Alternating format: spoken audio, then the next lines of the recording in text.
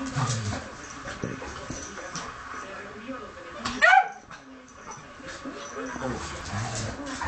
definitivamente tiene un impacto increíble en nuestro medio ambiente, en nuestro entorno social.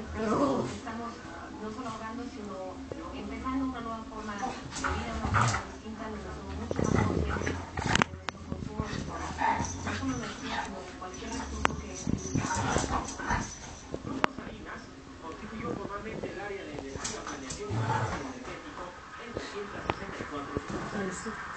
Francisco Rocha, Mega Noticias. Reforzamiento de la seguridad federal en Nuevo León y Tamaulipas, según reveló el secretario técnico del Consejo Nacional de Seguridad.